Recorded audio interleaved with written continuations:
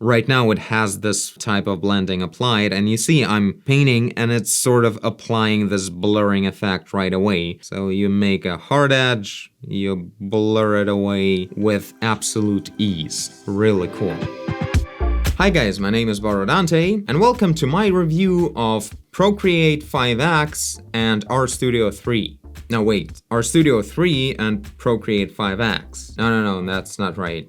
That's me pretending that I don't know which one's which, because they're so alike now. And this video's sponsor is a new tutorial on Yiihuu.com. It's called Level Up Your Digital Painting Skills, Beginner to Advanced, and its author is an extremely talented and highly professional artist known as Fishman. I think his art style and skill level speaks for itself. He's got over 8 years of experience in the industry, including game design, comic books, and game cards and illustrations. Now, this tutorial is a huge one. I actually learned a lot and actually changed some of my perspectives on working with textures. You guys know I mostly use textures just as canvas textures. Well, in this tutorial, you'll learn how to use textures for actual textures of objects, imitating actual materials. And that's only a small part of it. There's also a huge section about photo bashing and matte painting. So Fishman is apparently very awesome at using photo bashing, using actual photo elements to complement the concept design of his characters. It looks pretty impressive. Aside from that, you're getting a whole lot of tips and tricks about using layers, blending modes, and generally the way you should set up your workspace in the real world and in Photoshop. Right now, this huge 31-hour tutorial costs just $49, and when it will be fully released, it will jump up to its real price of $109. So if any of you guys are interested, the affiliate link is in the description. Now, I'll go through a couple of new features that are like the most interesting to me as a digital painter in both new versions, and then I'll just tell you what I think about all of this. Overall, I named this video not a review because I guess combined with the fact that I'm kind of distanced from the whole ecosystem right now, so I don't really work on iPad anymore. Only if I'm away, but I never am. It's pandemic. Really, I just work on a normal drawing tablet on my computer, and this thing is just a secondary tool, which is like the best secondary tool you can possibly wish for in terms of a mobile tool for drawing, but it's just that for me now. I no longer try to turn my iPad into a home desktop working station. And based on that, my perspective on what I need from a drawing app may probably change. The second reason why I don't really feel like this is gonna be a legit review is just because, well, both apps have everything now. They really do, like, you don't really wish for much. Certain things Procreate still lacks, and certain things are not exactly awesome in Artstudio as well. But they're so minor, you can really live with them. And those little differences are actually a lot more about the differences in philosophy between two apps, more than about their strengths and weaknesses. Now let's start with Procreate. Overall, I really like the new adjustment section. They revamped it a lot. It has more elements and it's organized differently. And it includes a lot of cool filters that also have these options now. So you can apply any filter as usual using a layer option that would just cover the whole layer like this. Let's actually choose some kind of picture, right? Yeah, let's go with the visitor. And yeah, another option is you would use the pencil, which pretty much means that you will be drawing with the effect of this adjustment, so only where you need it. I think the main reason why this exists is because Procreate still doesn't have adjustment layers, so you can't really apply a mask to it, so you're working right into the layer. And, well, while you do that, you can also mask it out, like this. So this is really cool, a very advanced looking halftone filter for all the printing and manga weebs out there. This is gonna be really cool, I think. And this is the scale of it. No, that's not the way it's supposed to work, but okay. So this is really cool, probably one of the best applications of this whole pencil drawing for the adjustment. The blur effects, so motion blur, and you can paint that in. That's really cool. Like, you don't really paint the direction of it, but still. And then you just adjust how you want it to be. And yeah, for that you can use any of the brushes you want. So for normal blur, you can choose any brush to actually draw that effect in. With really strong effects, it looks so cool. Huh, I haven't noticed before. It feels like, yeah, it doesn't just overlay the blur semi-transparently. The more opaque the brushstroke is, the stronger the blur effect is. So this is 100%, and it's really blurred, as I chose it to be 100% blur. But if it would be semi-transparent, then it would sort of introduce smaller radius blur. That's actually really, really cool. That means that you can use it like with a really soft brush, like this, and this will create this something like of an Instagram depth of field effect, but actually of a pretty high quality. And I guess if you make some effort, you can make it work really well. Yeah, I can use an eraser on it as well. So there you go, that's pretty cool. And I can smudge the mask around too. That's a really cool effect. The best part is that it's not just a mask, but it actually controls the radius of the blur for each pixel. That's really cool. Something like that, some depth of field effect. Awesome looking. So yeah, another really useful filter is probably, well, bloom is kind of cool. So you define the threshold of how bright the objects should be to start glowing, and then you just define the nature of it. Something like that. Very romantic visitor we have here. But yeah, another one is the gradient map. This is really cool, very useful filter. One way to just, add some zhuzh to your artwork is to just slap one of these, or like you can change them to whatever the hell you want it to be. Just apply that on top of your artwork. And then, I could make it semi-transparent there, but let's say I'll do it here. So you apply that a little bit to introduce some cooler colors, or you can introduce it pretty strongly, something like this, and then paint on top of that to just have a much more interesting, brave colors, and introduce some extra detail on top of that. Maybe add some crazy pink outlines to everything or something like that. That's a great way to use the gradient map filter. It's literally the same filter Photoshop has, so that's cool.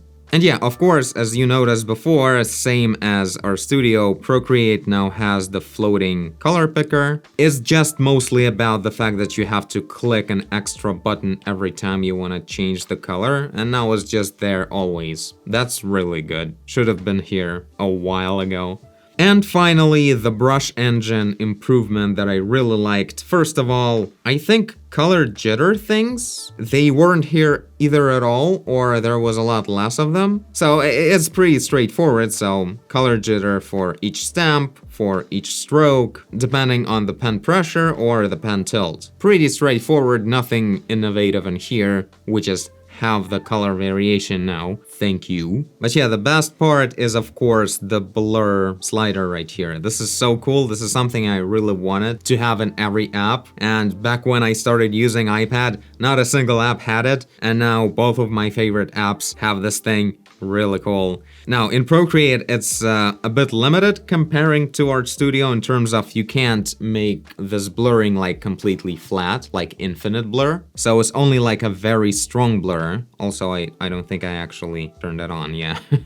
So this blur introduces like the omnidirectional blending. I guess that's the way you call it in this case. So instead of just smearing colors in one direction, I think in here we can compare it really well. If I use like medium hard blend, right now it has this type of blending applied, and you see I'm painting and it's sort of applying this blurring effect right away. This is really cool, gives you such an easy access to creating gradients. So you make a hard edge, you blur it away with absolute ease. Really cool. I heard someone on YouTube saying, like, finally, this is just like in Photoshop now. Photoshop can't do this at all. Photoshop is so far away from all of this. Yeah, very useful feature. I think I applied it somewhere with my brushes as well. Like such a hard brush, but it's blending correctly. Also, here we can see another feature that is introduced in Procreate. It's sort of adding like a shadow around each stroke.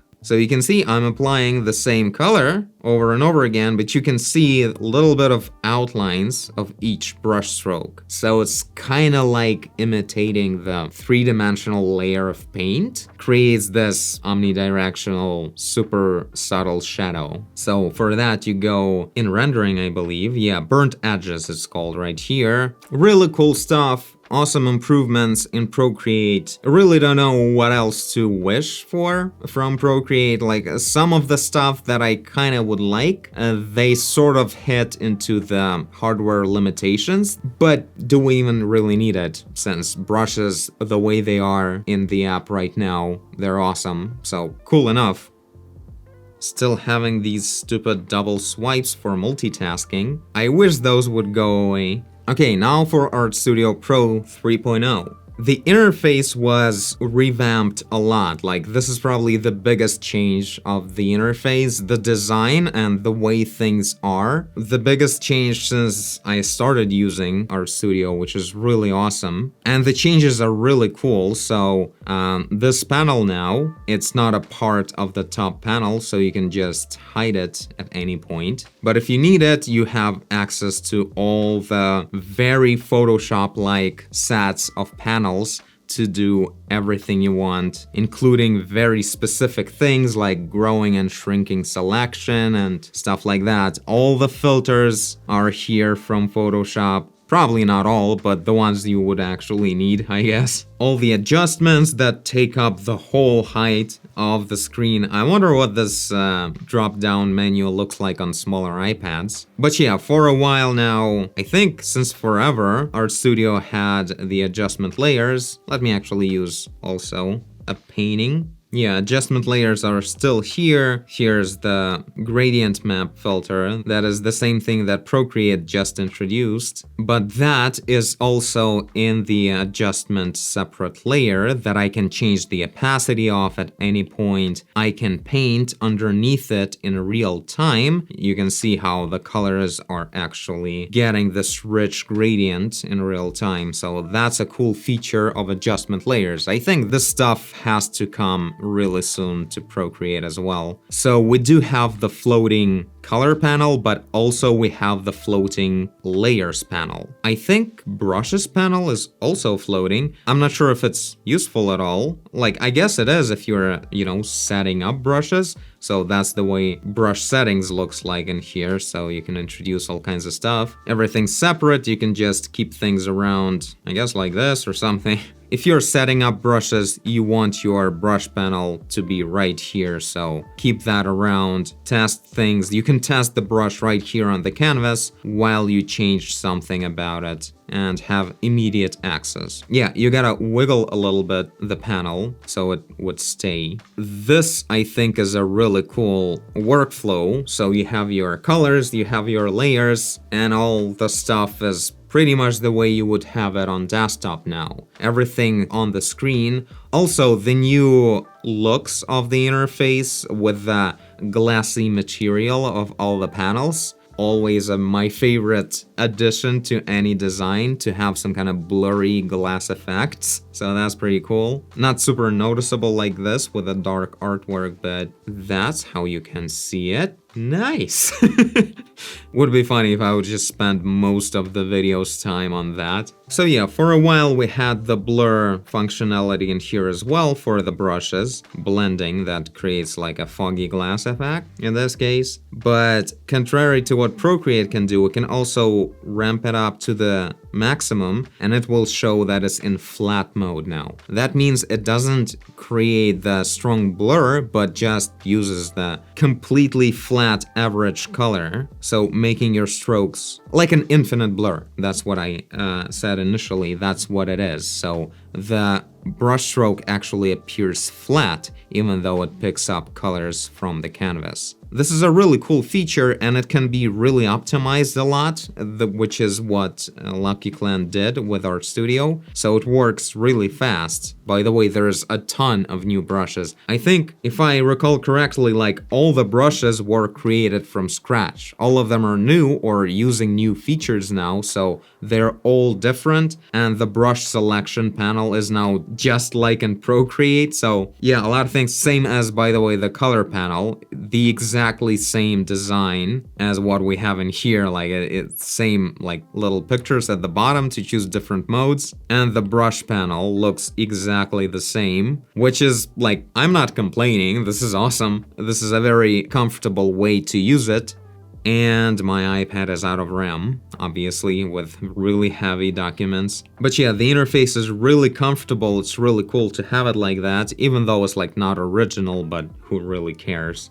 There's like 3 modes of brush smoothing, and I know a lot of you guys are really interested in using different smoothing. A lot of people seem to say that like they don't really like the type of smoothing that Procreate has, and Artstudio has a much better deal. Right, I finally found it. So that's what this little button in here for, the 3 dots at the bottom of the left bar. So Live Spring, it does this very natural, and I don't know what kind of function it uses, but it's a really cool smoothing. It's very natural, and it follows your brush tip really well, your pen tip, while also smoothing in a very predictable and natural way. A simple spring, I believe this is what it used to have before, but here at a very strong setting, it kind of starts acting weird. In lower settings, it's just a very slow type of smoothing, I guess. It's a bit weird. And rope, I think this is closer to what Procreate has, I think. I'm not sure about this, like, don't quote me on all of this, but like, I don't really use smoothing a lot. But Live Spring smoothing, it's really, like, it really feels so good. So that's really cool to have for those of you who's interested in smoothing your brush strokes. And here I am painting a mask of the adjustment layer with a gradient map. Really cool. But yeah, I think the main improvements for Artstudio are in the department of making it a lot more accessible for people who's not interested in, like, you know, setting up your own brushes and figuring out complex old school interfaces. So things are a lot cleaner and simpler now with much prettier design. Especially, I remember I talked to Lucky Clan about their design of the brush selection, and they revamped it like this, so it pretty much looks exactly like it is in Procreate, but this is a huge deal, I think. To many people out there, this is a huge deal to have access to really cool brushes that are already here, and such an obvious and nice way to select them and use them and preview them and keep them on the screen while you're trying them around. That's really cool. Man, my iPad is really lagging a lot. I think, by the way, I'm not sure. It seems like the more interface you have on the screen, no, it doesn't really affect the performance, but that was my theory. But yeah, many brushes are really interesting. They have a lot more functionality than Procreate brushes have. Procreate also has some things that is unique to Procreate, but definitely a lot of unique and awesome stuff in here as well. Oh, there you go, that's the emboss effect. That's what it looks like. I wonder, it probably depends on what kind of other settings you have in the brush, that some of them might not reveal the emboss effect. But this brush right here, it reveals it perfectly, and it's called Digital 3D Bristle. It's close to Impasto and Corel Painter, that's the kind of effect, but I think it looks much nicer because it doesn't use these 1 pixel size vector bristles that are weird in Corel Painter, and here is just an effect applied to any brush except for whatever the hell you need to change to make sure it actually shows up. It's a decent effect. It does give you a good oil effect comparing to Procreate, where it's more of a stylized flat look. This really looks a lot more like oil. Honestly, I think, again, this type will be in Procreate soon enough, and the Procreate type will be here soon enough. Like these minor changes, and that's pretty much my conclusion. These minor changes that might be added in the future, and they probably will. What else are the developers gonna do? So yeah, they're gonna be improving their apps furthermore, and it's harder and harder to find the new improvements, you know? In Artstudio, we have a big revamping of the interface, so that's a pretty big deal. But after this, I guess there won't be a lot. Like in Procreate, you gotta really like read into the new features to find what's actually new in the app. And I think it shows a lot about how mature the whole market of drawing apps right now is. The market is Artstudio Pro and Procreate, I mean.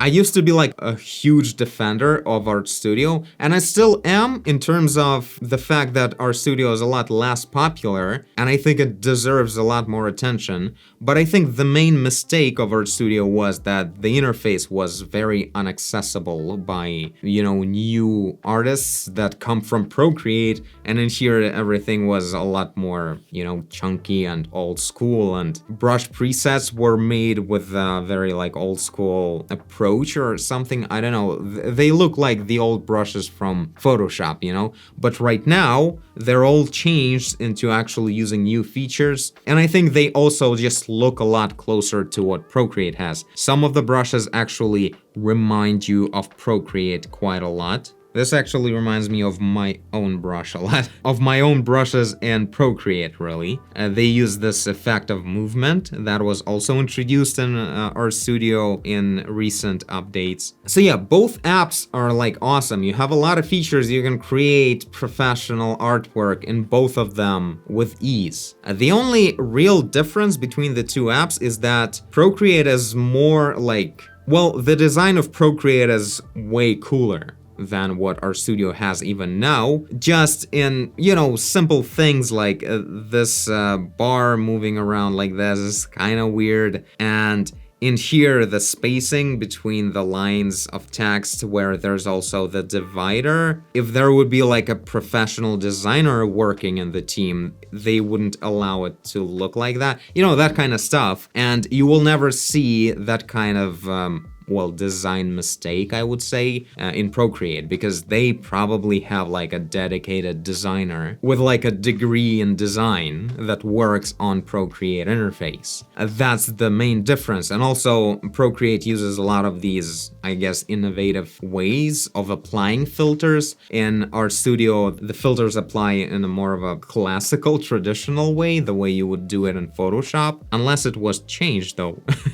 Well, yeah, like you just move a slider around, you know? In Procreate, it's all this thing with the finger across the whole screen, and like, wow, and all that. There's a lot of wow factor to Procreate. So it's a lot more snappy in the way, you know, more mobile, I guess. But if you think about like using it for real work, and if you generally work on a PC or a Mac with Photoshop and a keyboard and all that, you would have a much better time switching to Artstudio if you need to continue your work on your PSD document with your ABR whatever brushes from Photoshop on iPad somewhere. With Artstudio Pro, you can use your external keyboard with customizable keyboard shortcuts, which was something I celebrated with a dance when it came out, that feature. So you can set up your own hotkeys in here and everything. You can import Photoshop brushes perfectly, like they will work exactly the way they do in Photoshop, which is awesome. And I know there's a lot of issues with that in Procreate. People say they import their Photoshop brushes and they don't look that good. They look nothing like their Photoshop versions at all. And yeah, Artstudio Pro has it covered really well, and you can open any PSD document and keep working on it with no hard limitation on the resolution too. You can go beyond 8K resolution on my 2017 iPad Pro. I don't know how far it goes on the latest versions of iPad. It feels like the two apps are really close to each other, but Procreate's power is in its design and snappy approach and how it actually, you know, continues the design philosophy of iPad OS in a way. Everything is so fluid and with nice motion, and everything's very, you know, the design is very close to the way Apple would do it. and, well, things a bit more snappy for the mobile approach, I guess. If you just have an iPad and a pencil in your hand and you're sitting somewhere, just wanna do a quick study of someone, Procreate is really good at that. I think it has an edge in that. But if you go on a trip somewhere and you would be in a hotel and sometimes you know you would need to spend an evening continuing your work on your PSD document, you grab a stand like that, you open Artstudio Pro and use your Bluetooth keyboard with hotkeys, you may easily forget that you're not at home using Photoshop at some point. Like, it's that close. That's the goal of Artstudio, actually bringing the real Photoshop experience to iPad the way Adobe's Photoshop couldn't do.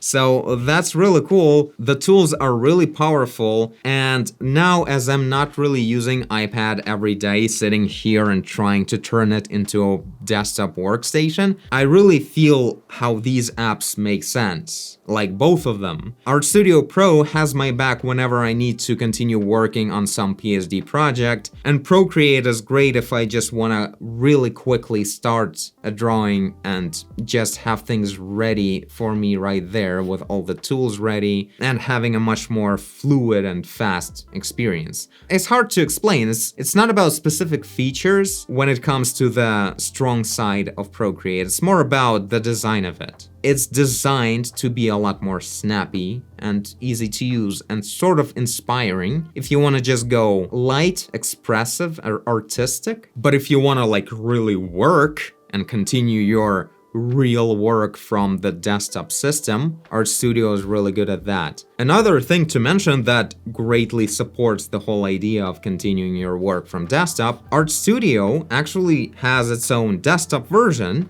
Now, I never actually used it because it's only on Mac. But that's the thing Artstudio has. It has its own desktop version. And I don't know how exactly it like perfectly repeats itself on desktop, like in terms of functionality, features, and brush engine. But that's the thing, if you use a native Artstudio document format, you can save like all kinds of stuff, including like symmetry, settings, and everything from desktop and continue working on your mobile version. So that's the thing if you have a Mac. So yeah, I guess that's my point of view on that. If you work on desktop, that's the way you approach these two apps. But what's interesting, if you use iPad as your main workstation, you probably just prefer Procreate for everything, which is an interesting thing. You would think, like, when I was trying to use iPad for everything, I could only use Artstudio Pro because I just needed it to be like desktop. But most people that are attracted to iPad, they're probably attracted to whatever the design and fluid performance of iPad is in general,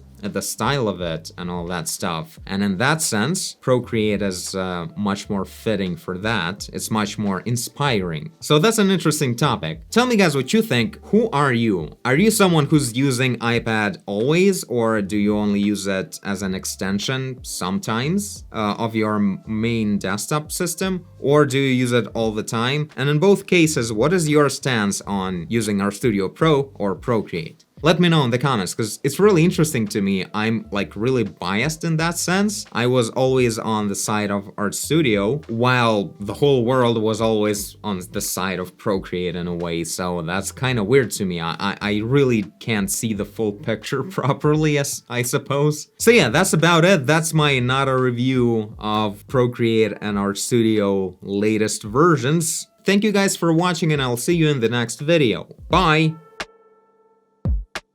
5X and 3.0. Like 3.0 makes sense, like the whole design is revamped and everything, but Procreate 5X. I feel like it's because the changes in Procreate are so minor, they're like polishing little things, adding some extra features that most people won't notice them even. So not just adding a new number, but also adding X at the end. So you would go like, ooh, what does that mean? I have to check it out. That's like, they're desperate to bring your attention to the new version of Procreate. I think that's what's going on.